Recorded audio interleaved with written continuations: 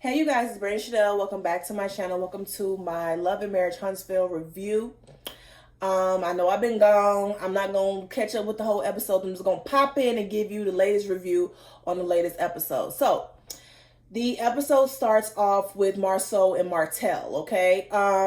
Marceau he's in the middle of building a brunch situation, and he's building this with the architect that we met, I think, back in season 1. And he wants her to do it for nickels and pennies. I don't I don't know why black people do that to each other. Like, why does he have to do it for nickels? Why does she have to do it for cheap? No, pay her what she's worth, Marcel. Don't be a cheap ass. That's fucked. How you gonna do your own like that? It be our own people who do shit like that. But anyway, so Martell pop up, right? And so they have a nice little conversation. You know, Martell lets him know that the place that he's building the brunch area in used to be I'm not a pawn shop, but like a consignment type of situation. And him and his mom used to go there to get stuff because, you know, they didn't grow up with everything. So they used to, you know, go there and try to get stuff. They started going on this conversation, and Marceau's asking him how he's doing. And, you know, he's also explaining to him that he can't wait till he hits rock bottom. Okay. At first I was like, damn, like, tell me how you really feel. But he explained to him, because once you hit rock bottom, there is no way but to go but up. Okay. You come back better, you come back stronger. And, you know, you work that way because you don't want to hit rock bottom again. So you try to do everything you can to make sure that you stay afloat. And I get what he was saying, but it just came off initially wrong. Okay, so then we move on to Melody and Martell's mom, Marlene, I think her name is Marlene.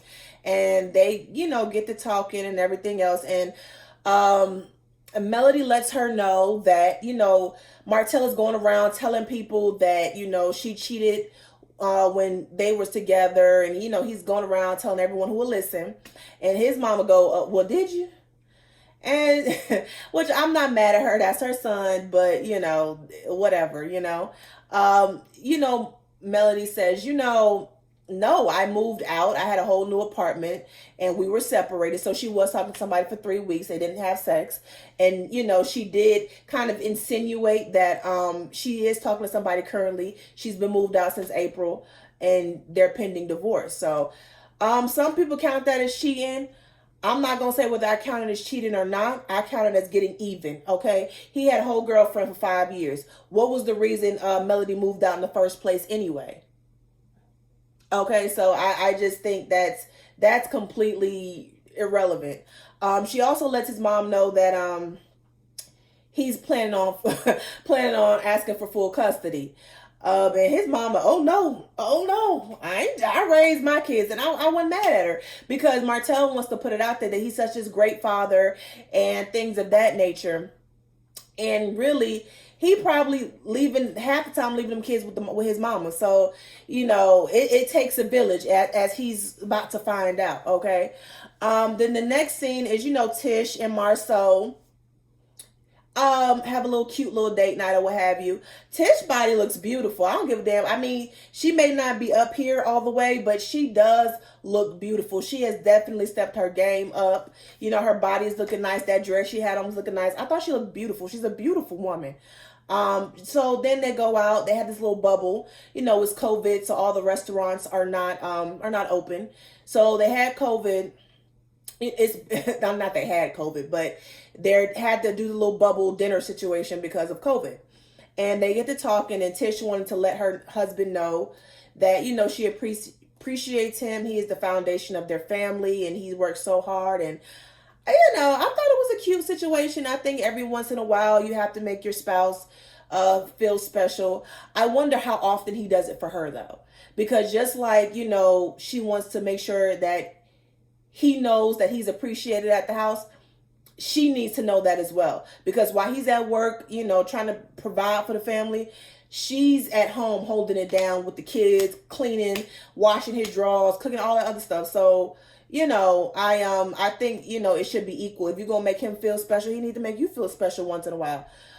Then he wants to bring up this bullshit about her staying at home, which y'all, I don't know. I don't care what y'all say. I think Marceau cheating. I think Marceau is definitely cheating on Tisha, and I feel like he don't want her to go out there and work just in case he out doing what he doing and they run into each other. I don't understand why in 2021, well, I guess it was 2020 when they started shooting the season. I really don't understand what is the resistance. Like, why do you want her to stay at home so badly? You can everything he was saying at the table was, I need you to stay home, I need you to watch our kids, that's where I need you to be. It's all about I. And she's telling you that I want to do more with my life, and that's what's going to make me happy. And he's not hearing that. He can't get past what he wants her to do, which I think is ridiculous. And she made a valid point. What if something happened to you? Because last episode, or a couple episodes ago, he got into a car accident. I think it was last episode. I can't remember. He got into a car accident, and she had a point. Like, if something would have happened to you, I need to go back out and work. Don't you want your kids to be living the same lifestyle as they were when you were alive? So, and let's just keep it real. No job wants to hire someone who's been out of the workplace for a long time. So I think he just needs to let her work.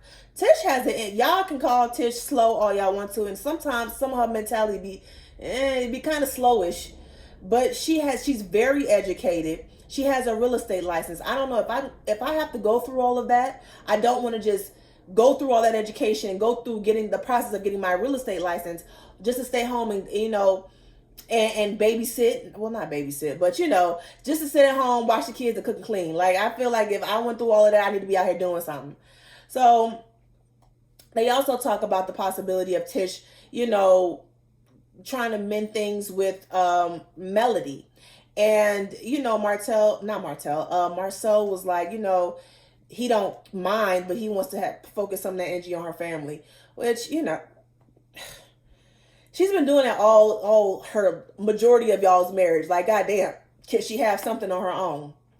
Okay, y'all. So then Melody and Martell are meeting up to exchange the kids, and they get to talking. Martell's mentality is very childish and very petty. He had nothing to talk about with Melody. He just wanted to rattle her, get under her skin and all this other stuff. And, she said she wanted to move to Atlanta, and he doesn't want them to move to Atlanta because it's gonna, it's too much traveling back and forth, which I understand. I get that. That is the only thing I agree with Martell about, right? And so they get to talking, and Melody mentions that she mentions that he's going around telling people that he's trying to file for full custody, and he would have to prove that she's an unfit mother. Listen, and I'm a pause right here and tell y'all something real quick. So this past weekend, I was listening to an audio tape of Ariane Curry, and I guess she was talking to somebody who used to be her friend, who was secretly recording her, and kind of leaked it to the blogs or whatever. Ariane is one righteous, self-entitled bitch. Okay, disrespectful and just ballsy bitch. Okay, let me tell you, I don't understand the mentality. I just don't. At first, I was like, bitch, why? At first, in my mind, I was like, you know what? Why the fuck would you want anybody like Martell? Like, what the fuck is wrong with you? Why do you want somebody like Martell? And further along, why would you want to get pregnant by somebody who not too long ago referred to you as a peasant on national television and continues to say that he wish he wasn't having a baby by you? Why the fuck would you want to be with that person? After hearing that audio, let me tell you, her and Martell deserve each other. They deserve each other. She was calling Mel all kind of, deadbeat mom, and she don't be watching the kids. She it's just calling her just very self-entitled. Okay, she feels like she's entitled to talk about this shit because she's been laying up under someone else's husband all these damn years. And I thought that was crazy. I don't understand why Mel ain't got her cousins up there to go whoop this bitch ass, because she needs her ass beat. I don't know if I could have heard that and just kept my composure. It's one thing for you to sleep with my husband, but then it's one thing for you to sit up here and call me a deadbeat mom. Granted, she didn't know she was being recorded, and she didn't know that lady was trying to leak it to the blogs. However, it's out there. We've heard it, and you got some nerve, bitch. You got some nerve. And she is not based on any facts or anything that she knows. It's based on some shit that Martell told her. The lying ass cheap nigga, he told her that, and she's running with it. But anyway, so her and Martell get to continue to talk, and she mentioned, as they're talking, he said something about kids. Now, one thing I forgot to mention is his mom told Melody in the kitchen that Martell was having a boy. And she said, I heard you was having a boy. Congratulations. She chucked him the deuces and left. I ain't got time for this shit. And because he is so childish, and because he has such a big ego, he couldn't just let her walk off. He followed her to the car and told her, and tried to stop her from leaving. Just real childish shit. Listen, if Mel is such a deadbeat mom, if she is just this horrible wife, why the fuck you even chasing after her? Why are you? I guarantee you, he is texting her at night, telling her he want to get back together with her. And it looks like on the next episode, he having a conversation with Maurice, and it's looking like there is a possibility that he may want to fix things with her. So if she's such a deadbeat mom, if she's such a terrible mom, why would you want to sit up here and continue to be with her? And why would you want to have 4 kids with her? He had 4 children with her, and one of the 5th one had she not filed for divorce, but she a deadbeat mom. Boy, get your stupid ass out of here. Okay, so then you have Maurice and Kimmy having a conversation with Kimmy's son. Jalen. And basically, Maurice is trying to force this child to have it all together at his young age. I think Jalen is like 21. And you can see on Kimmy's face, she's like, what the I know my son. He's not ready. So he needs to work until he gets ready. I don't understand why Maurice is pushing this. He need to let that boy figure out what it is he want to do and find out what his passion is. And until then, he needs a job, because you can't just be sitting around trying to figure things out and not be earning a paycheck in the meantime. And I think that's what Kim has been trying to say. And when she was talking, and Maurice was like, well, why do you think I was doing so much? She said, because you didn't have it figured out. Kind of like him. He ain't got it figured out. You just figured out you wanted to be a lawyer, and what, you in your 40s? Okay? And you was doing all kind of stuff to make money until you figured out what it is you want to do. So if you ain't had it figured out at 40, what makes you think this child who just got out of college got it figured out at 21? Move along. Let that boy live. Let that boy work. And when he figure out what it is he need to do, then let him do it. Leave that damn boy alone, Maurice. So now Tish, Destiny, and Melody are having their girls' retreat. I don't know what that lady, I forgot the title that she has. A yaman, a lama, a Dalai Lama. I'm not for certain. She was some type of therapist. We're gonna call it that. And she's basically trying to. The whole point of it was she's trying to mend any broken friendships within the group. And also Kimmy was there as well.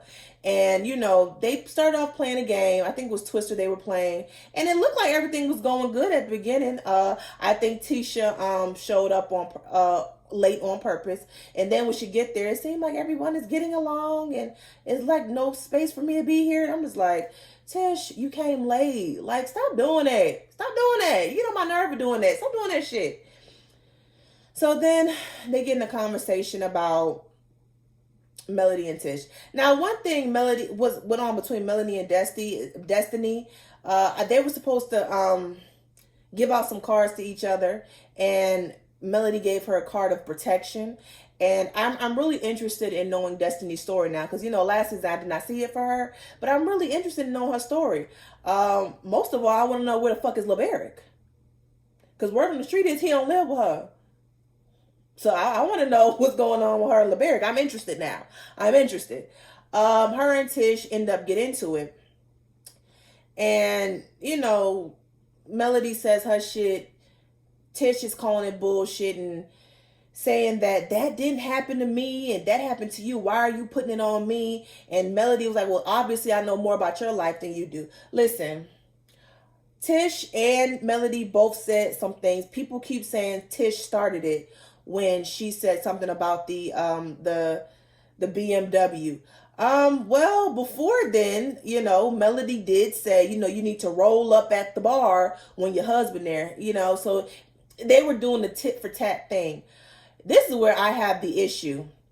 Tish, if you're going to want to mend a friendship, then stop bringing up the past, okay? And then stop saying that, my husband didn't do that. My husband didn't do that. My response when I'm hearing so many accusations about my husband cheating is, okay, well, I have not caught him cheating yet. And please don't bring it to me. If you're not going to say what it is, what happened, don't say it at all. Okay. It don't, I hate when women say, my husband ain't gonna never cheat on me. My husband ain't gonna do this. My husband ain't gonna never lie to me. My husband ain't gonna do this. Bitch, you don't know what your husband is gonna do because quiet as it's kept, you're not around him 24/7. I think Tish needs to really take a step back and really think about why Marcel does not want her to work. She needs to take a step back and figure out why Martell and Melody it keeps saying this and he ain't saying nothing. She need to figure out why Marceau was so adamant about staying quiet and not defending himself against these accusations. She need to figure out that Martell, is his friend, and birds of a feather flock together. I don't think that Marceau did not cheat on Tish. I really believe that he did. And Tish, I don't know if she just playing dumb for TV because she don't want to go against her husband, or she really believes that he ain't cheated on her. But I believe he did. And what I would do is I wouldn't say shit. I wouldn't ask him about it. What I would do is I would go out and hire a private investigator to be following his ass around. And once I get my proof, I will then make my exit plan and get the fuck out. And that's what she need to do, because it can be mailed today and Tish the next day. Don't ever say that, you can't, your husband cannot cheat or he ain't gonna cheat. That ain't happened to me. It ain't happened to you yet. It ain't happened to you yet. But y'all, that's the end of the episode, you guys. That was the end of the episode of Love and Marriage Huntsville. It's been a really good season. I cannot wait for the reunion. I cannot wait for the reunion. This is a reunion I can't wait for. Basketball wise, I really don't give a fuck. So let me know y'all comments down at the bottom. Do y'all think the friendship between Mel and Tish is fractured because of Tish or Mel or both? Do you think both had equal parts in the situation? Do you think Martell is being childish by asking for full custody? Not really childish. Is he being vengeful? Is he trying to make Mel's life hell by wanting full custody when he know damn well he ain't gonna get it? Do you think Marcel just want Tish to stay at home because he's out there cheating? Y'all let me know down in the comments. Don't forget to like, share, comment, subscribe to my channel. You all have a good evening.